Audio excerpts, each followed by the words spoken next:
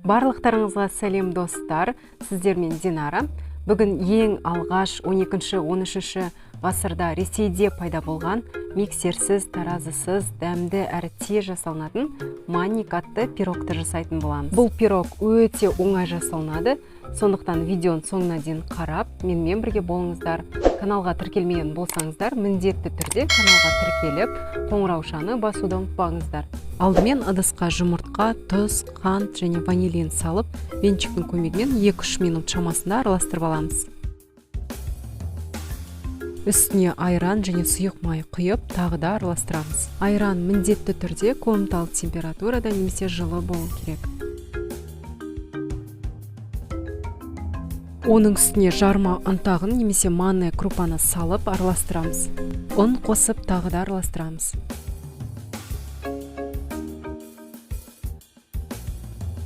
Елеуіштен соданы өткізіп, 2 минут шамасында тағы да венчикпен араластырып аламыз. Комок болып кетпеу үшін міндетті түрде соданы елеуіштен өткізіңіздер. Содан соң жарма ұнтағы ісіну үшін 20 минутқа қойып қоямыз. Формаға пергамент қағазын төсеп, менде 22 см диаметрлі форма. Төменгі жағын және қабырғаларын сары маймен жағып аламыз. Уақыт өтіп, жарма ұнтағы ісініп болған соң формаға құйып, 160 градус қызып тұрған духовкаға 40-45 минутта пісіреміз. Бізде осындай үлпілдек керемет манник пирогы дайын болды.